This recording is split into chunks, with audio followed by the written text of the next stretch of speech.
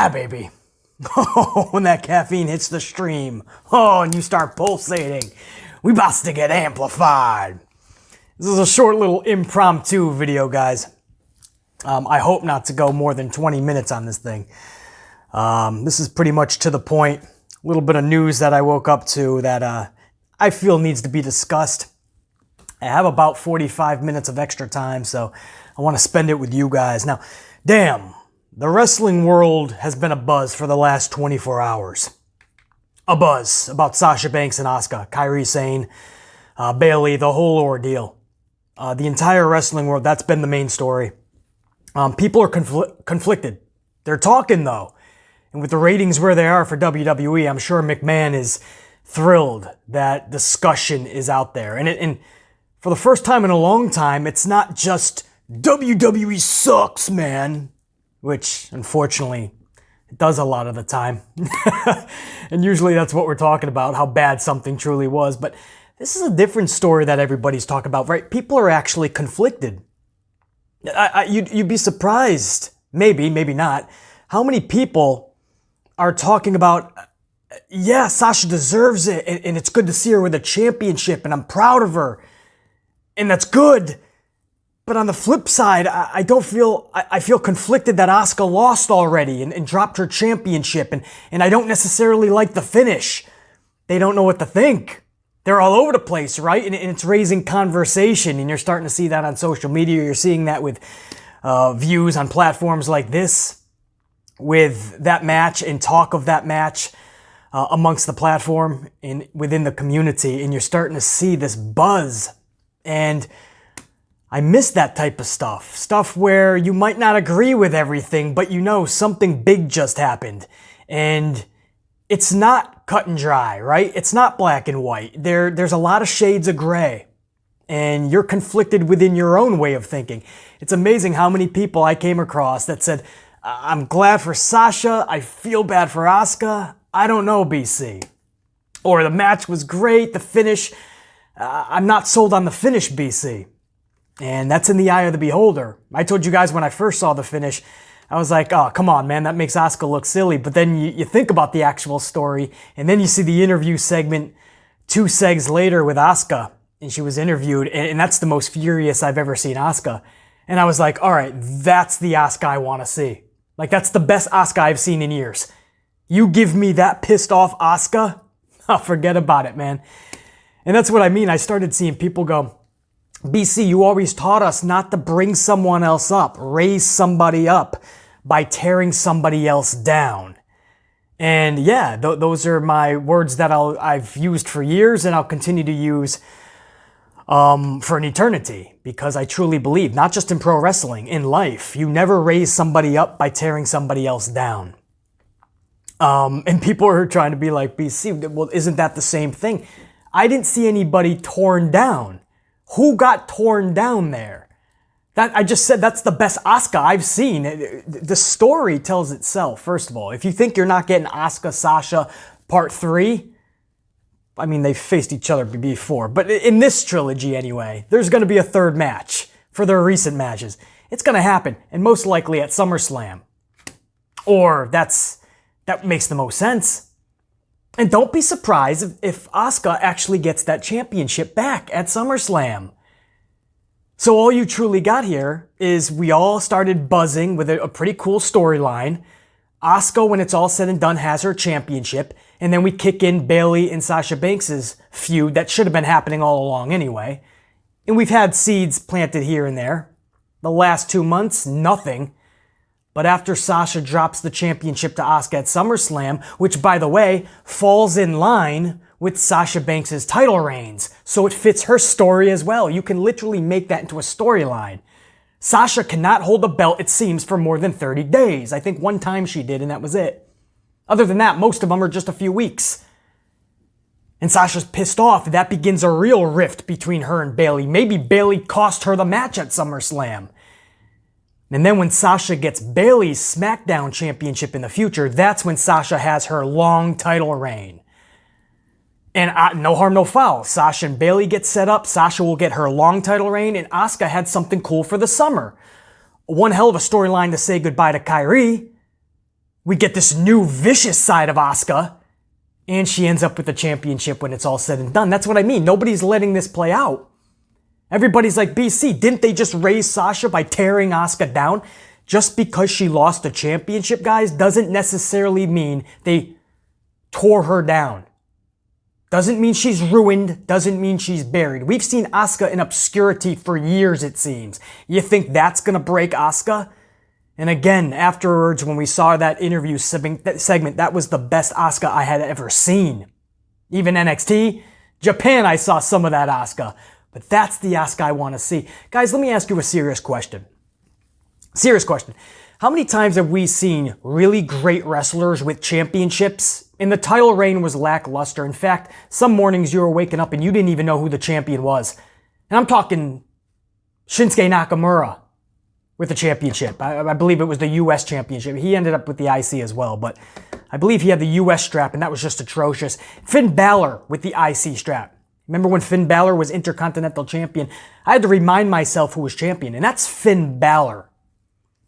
So if these superstars, they were lackluster and nothing was going on with the championships, sometimes it's okay to do things without a belt. You don't necessarily need the strap.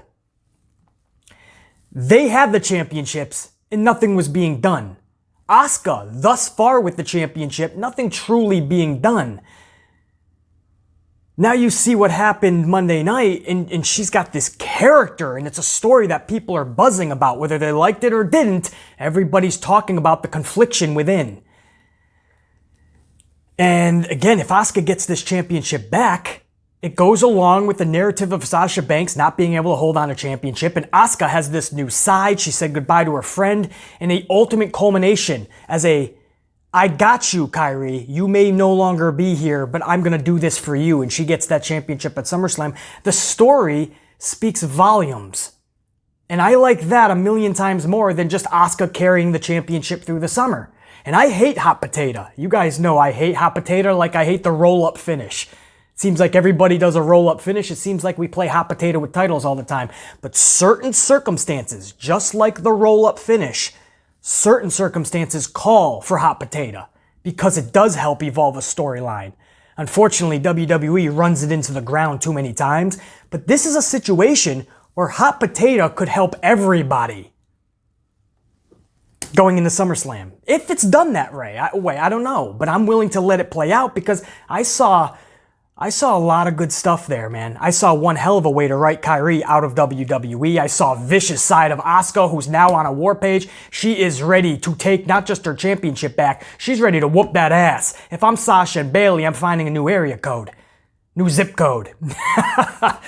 And Sasha, who obviously deserves to hoist up a championship and have that moment, she gets that too. I mean, I didn't see anybody get torn down is what I'm saying. In today's wrestling fan, they try to sound too smart, right? That maybe they come to channels like this and they hear things like you can't bring somebody up by tearing somebody down. And then they try to equate that to everything. And that's adorable. I want to pinch your little cheekies. I do.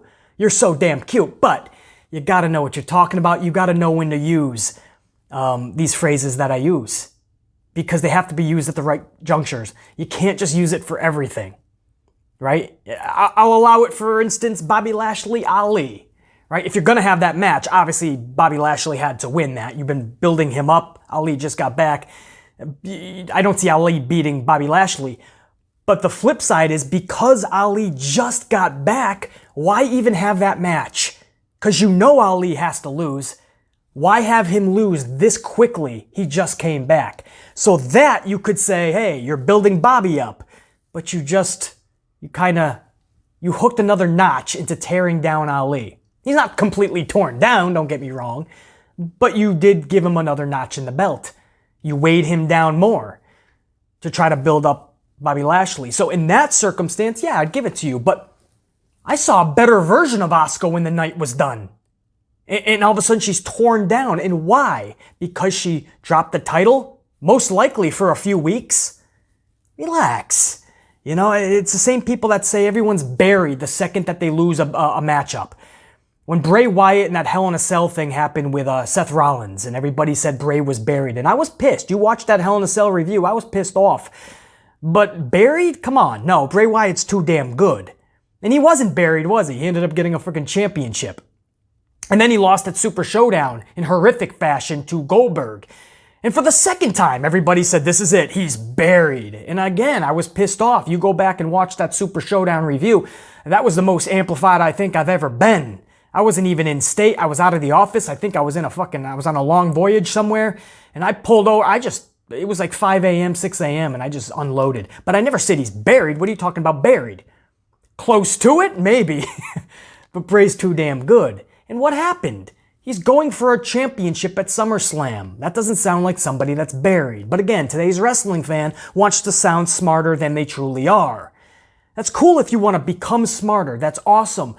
Show up to class, listen to the professor, and let's have a good, knowledgeable, thought-provoking, entertaining time together. But don't just take what I say and then start to try to attribute it to everything, because it's not going to make sense. And then it becomes the story of the boy that cried wolf. You start claiming something every fucking day, and then when it truly happens, nobody's going to believe you because we've heard it every day from you. I didn't see anybody getting torn down. You might not like the finish. Here we are over 24 hours later. You might have decided that's not the finish you like. That's fine. But don't think Asuka is buried or torn down or BC. You just don't mind it that much because you're biased towards Sasha. It's a pro-Sasha channel. You guys love Sasha on this channel, and that's why you don't care about Asuka. I don't care about Asuka, then you don't watch this channel. I have advocated for Asuka just like I have Naomi, Sasha, and so many others. I will continue to advocate for Asuka, and that's how I know Asuka's in good hands. At least now. She's got the one of the hottest storylines going right now into SummerSlam. I expect her and Sasha, we'll see what they actually do, but I expect her to get that strap back. And yes, I hate hot potato, but it fits this story for every reason I aforementioned. If you don't think so, that's cool. Don't try to educate the Ant-Man. I know what the fuck I'm talking about. I dissect this shit with a keen eye and a clear focus. So anyway, I wanted to set up this vid, right? I said this is only going to be 20 minutes. Watch it be a fucking half an hour. I have 45 minutes, as I said, to play with. So I'm willing to go 45 if I need to. Because I have 45, I'm taking another fucking sip of coffee.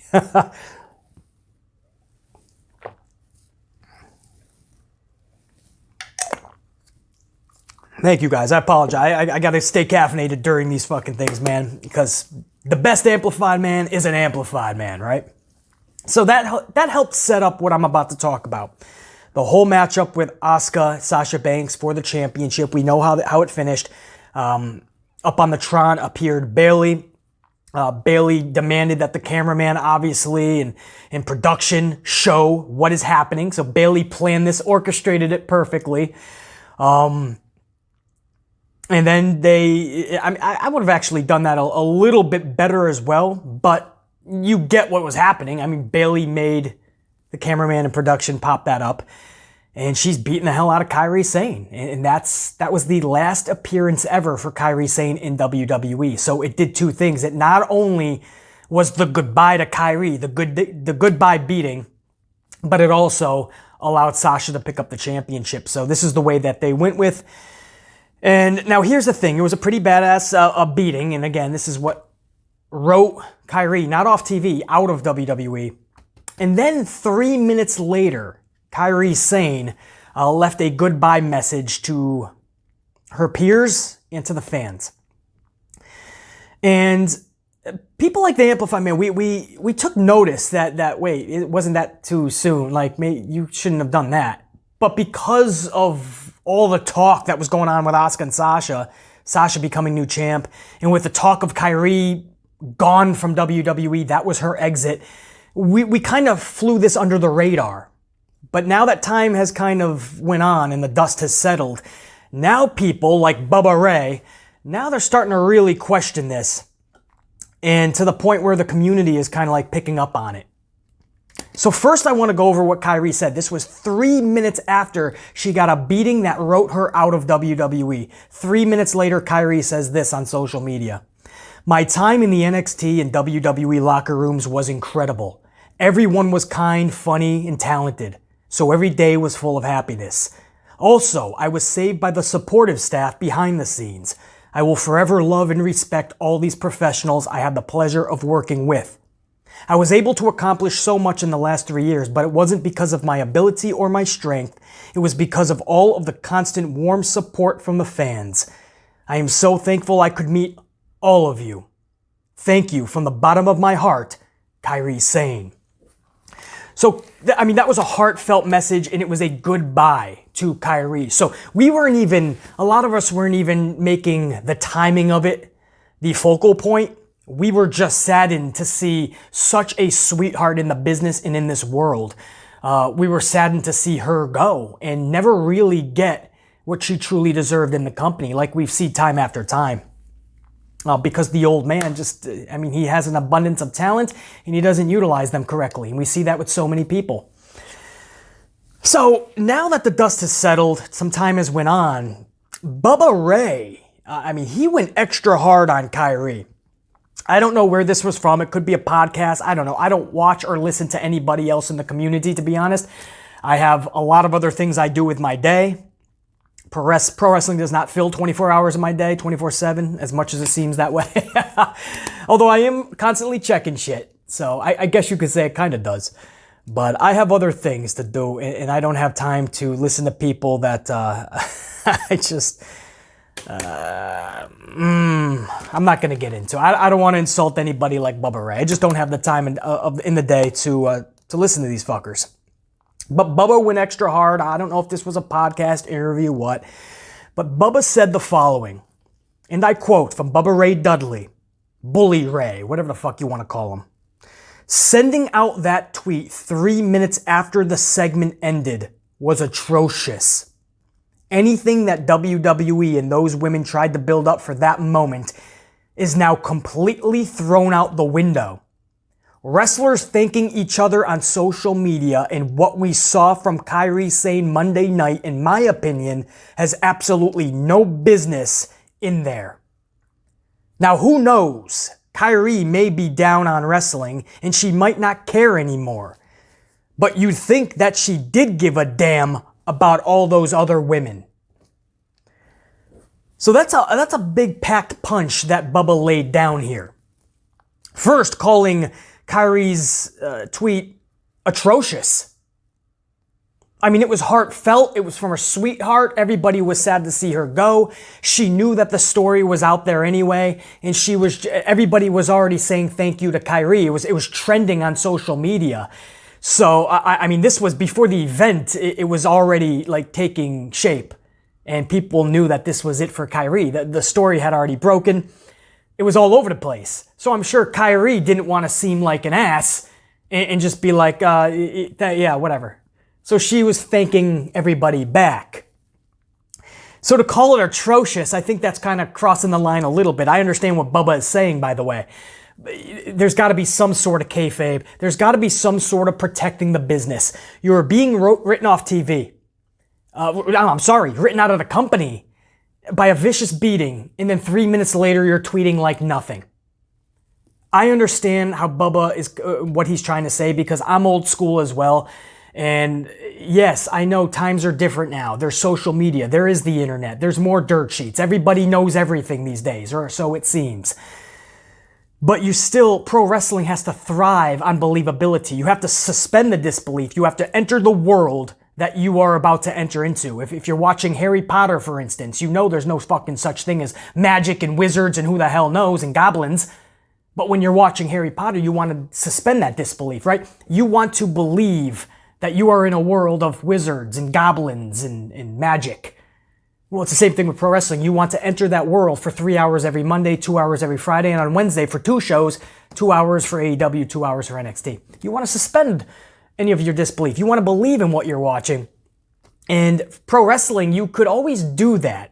Even when you knew it was predetermined, rehearsed, choreographed, whatever word you want to use. I refuse to use the word the F word, because I've seen too many people get destroyed and really injured and even pass away in that ring. So I'm not going to do them a disservice and an injustice by using the F word. But you can use any other word you want to use about pro wrestling. But because they always sold it afterwards, right? I mean, back in the day when a wrestler was selling an angle, he'd be at the restaurant with a cast or his arm bandaged up.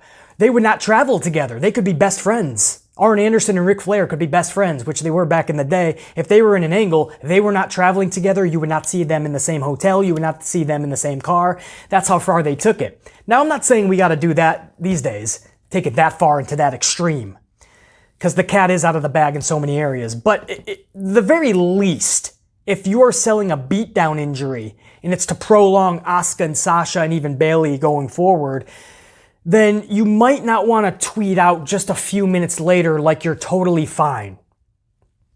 You know, and it was taped. So some people are like, oh, it was taped, so maybe it's just Kairi's fine now. Okay, but still, if she's fine, then how is this writing her out of WWE, right? If she's fine, then it's just a little injury. She'll be back in a couple months. That's what you're telling me. She's already tweeting. So I understand what Bubba's saying. Calling this atrocious is crossing the line a little bit because he truly doesn't know Kairi then. Because I've spoke to people who truly know Kairi. She's a sweetheart. She means no malice in anything she does. She truly is just a sweetheart. She was getting all of these thank you messages and we love you and we're going to miss you. And she just wanted to tell everybody in one big message. You know, and probably it was a lapse in judgment and she didn't even realize she was doing this right after the segment. You know, she was just seeing all the love pour in, and she's such a sweetheart, she sprouted it right back. But I understand what Bubba is saying, but man, he goes vicious at the end too when he says she might just be down on wrestling and not care anymore, but you think she'd give a damn about all those other women. Of course she does. You know, it's not like she did it to say, oh, I'm going to fuck over Asuka and Sasha now. Kairi's not that person. And you gotta... I just think that Bubba, you know, you could say like that's hurting the business. And you could go about this in a different way, and I totally agree with Bubba, as I've already said 4 times already. But to lay that hard into somebody like Kairi, there was no malice here. It's all part of a bigger issue, and that's social media with pro wrestlers. Me personally, if I had it my way, I would ask every pro wrestler, if I was leading WWE, honestly, if I was the head guy, you can call me head creative, the head fucking director, call me Vincent Kennedy no, don't call me that, please. That's an insult. I don't care what my title is. If I was heading WWE or any pro wrestling organization, one of the first things, I wouldn't demand this because I have no right to demand this, but one of the first things I would ask all of my wrestlers, please refrain from social media as much as possible. Not just because it can get you into fucking trouble and it's a fucking cesspool most of the time, but because you could, not even knowing it, subconsciously kill either your storyline or somebody else's. And it's not needed. Why? Because you need extra attention that day, you're bored, you want to share something so badly that it has to be put out there right then and there on social. You know, wrestling worked so much back in the day and so awesomely, the storylines, because for a whole week, you did not hear from that superstar that just got beat up, that was just jumped, that something big happened to. You didn't hear about it. You had to wait the next week on the show to see what happened, to hear their words. Are they even okay? Are they alive? Nowadays, you see a segment and then a few hours later, they're tweeting about it. It's basically like live reality TV, right? Especially with it being taped. It's almost like, I mean, we're a step away, it seems, like wrestlers live tweeting during the shows. Could you imagine that? Could you imagine a backstage segment with Bobby Lashley and Ali, and Bobby Lashley sends Ali through a car window head first? Could you imagine Ali at home live tweeting while it happened? Oh, that hurt. I remember that when we filmed that. That was actually plexiglass, so definitely not real, but it still hurt, man. And Bobby Lashley accidentally threw me a little too hard, so my shoulder actually got hit into the door. Oh, man, that sucked. What a hard day of filming. Could you imagine Ali live tweeting? We're a step away. We are a step away. We laugh at it. But I wouldn't doubt that superstars are going to live tweet like you're watching an episode of MTV Challenge or fucking Real Housewives or Survivor. You know, social media has absolutely helped to ruin pro wrestling a little bit more. I absolutely believe that. It had, don't get me wrong, there's those people that go, oh, it helped it too. It helped it a little bit, no question. There's ways that it can help and even evolve storylines. But I think social media has hurt pro wrestling more than it has helped it. How do you guys feel about it, man? I mean, that's in the eye of the beholder. For me, that's truly how I feel. I feel that it hindered pro wrestling. And now you're starting to see things like this, where you have a sweetheart that didn't mean any malice, and 3 minutes after a beatdown that took her out of the company, she's tweeting out like nothing happened.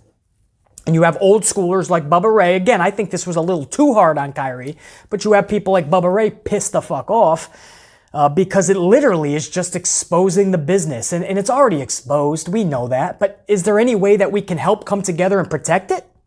And that involves Kairi as well.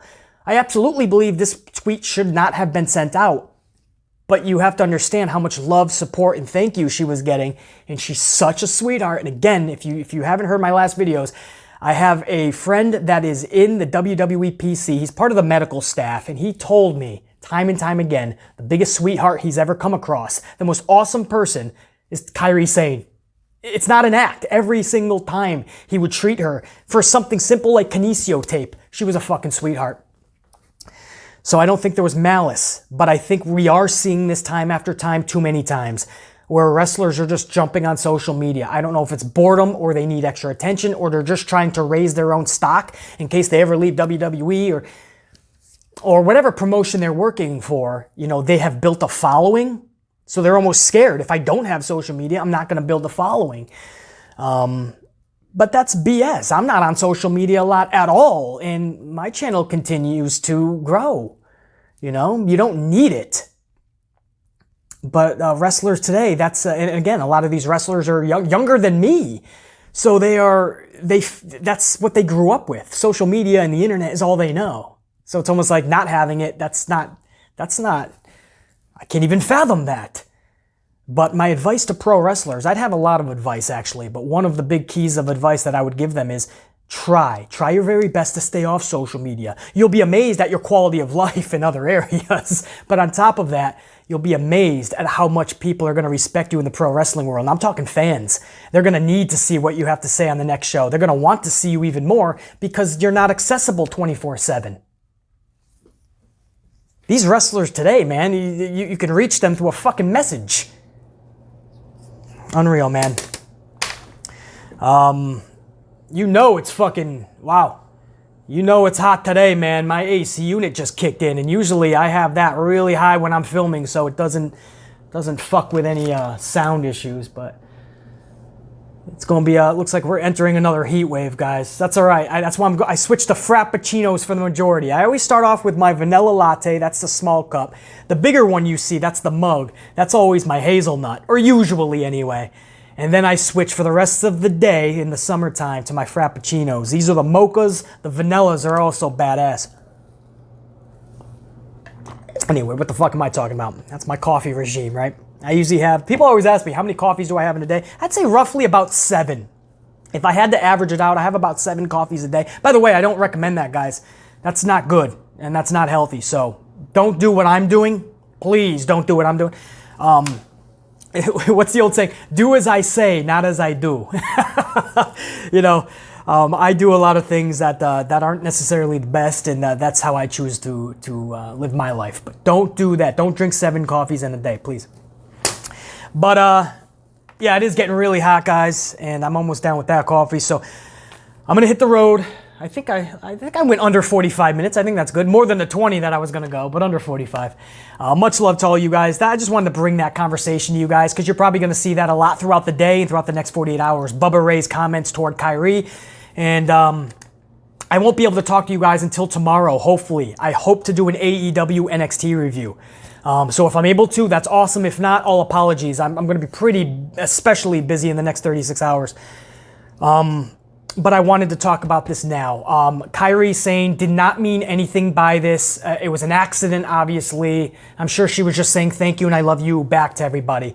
Because all the wrestlers, even, not just fans, all the wrestlers were saying I love you and thank you. From Natty on the main roster to Mia Yim in NXT, and everybody in between. Everybody was sending their love and support. And I think Kairi was just saying thank you. She didn't even realize it's a lapse in judgment. And again, that's what social media is. It's so accessible that you're not even thinking about what you're doing. But I do understand what Bubba is saying, man. That's a little part of the old school that needs to come back a little bit. Not full-blown kayfabe, but we need to protect the business more. I do agree with Bubba. I think he was out of line with the way he went about it, though. Kairi is too good of a person, man. And if Bubba truly knew Kairi, I don't think he would have, atrocious is a little strong. And even sending an inkling that she doesn't care about the other women, that she did this kind of with malice. Come on, Bubba. You're smarter than that. At least I hope to think so. Ant-Man, enjoy the rest of your Wednesday, guys. NXT, AEW tonight. Hopefully they both put on phenomenal shows. And hopefully tomorrow we can talk about both of them. Till next time, think, be, live, amplified. Check you later.